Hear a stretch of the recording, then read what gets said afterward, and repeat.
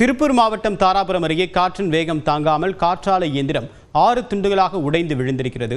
கூடுதல் தகவலுடன் செய்தியாளர் பாலாஜி, இதன் காரணம் ஏதாவது பொதுமக்களுக்கு பாதிப்பு ஏற்பட்டிருக்கா?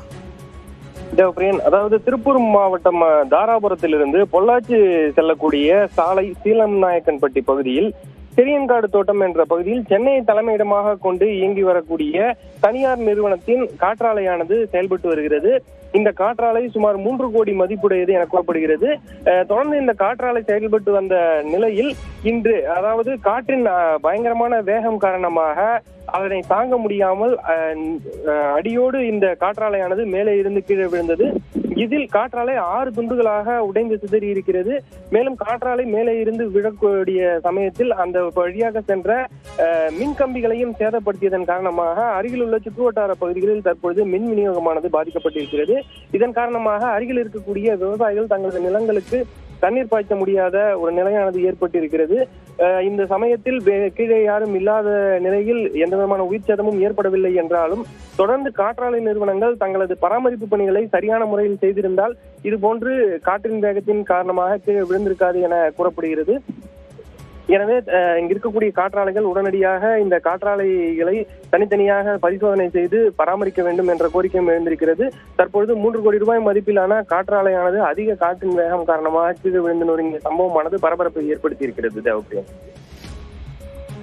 பாலாஜி, இப்ப இது மாதிரியான காற்றாலைகள் காற்றுடைய வேகத்தை கணக்கிட்டு தான் அமைக்கப்பட்டிருக்கும்.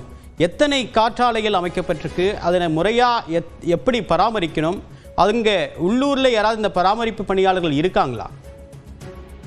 அதாவது தேவப்பிரியன், இந்த காற்றாலைகளானது அதிகமான காற்று வரக்கூடிய கோவையை சார்ந்த பொள்ளாச்சி மற்றும் உடுமலை உள்ளிட்ட பல்வேறு பகுதிகளிலும் இந்த காற்றாலைகளானது அதிக அளவில் அமைக்கப்பட்டிருக்கிறது.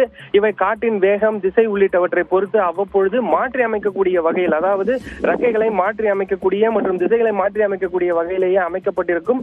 மேலும் இதில் பொருத்தும் பணிகளானது மிகவும் தீவிரமான, அதாவது மிகவும் ஒரு கடினமான சோதனைகளோடு மிக சரியான முறையில் பொருத்தப்பட வேண்டும். அவ்வாறு சரியான முறையில் பொருத்தப்படும் பொழுது அதிக காற்றுகள் அடித்தாலும் எந்த விதமான சேதமும் ஏற்படாமல் தொடர்ந்து மின்சாரத்தை உற்பத்தி செய்யக்கூடிய வகையிலேயே இவை அமைக்கப்பட்டிருக்கும்.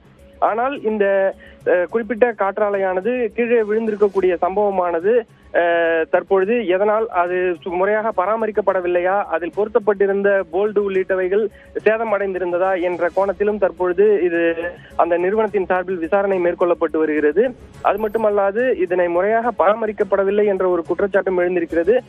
சென்னையில் இருக்கக்கூடிய நிறுவனங்கள் மற்றும் பெங்களூரில் இருக்கக்கூடிய சில நிறுவனங்கள் மட்டுமே இந்த பராமரிப்பு பணிகளை தொடர்ந்து மேற்கொண்டு வருகின்றனர். அவர்களிடமிருந்து, அதாவது மாதந்தோறும் அவர்கள் வந்து இந்த பராமரிப்பு பணிகளை மேற்கொண்டு வரக்கூடிய சூழ்நிலையில் முறையான பராமரிப்புகளை மேற்கொள்ள வேண்டும் என்ற ஒரு கோரிக்கையும் தற்பொழுது எழுந்திருக்கிறது. தேவப்பிரியன், நன்றி பாலாஜி.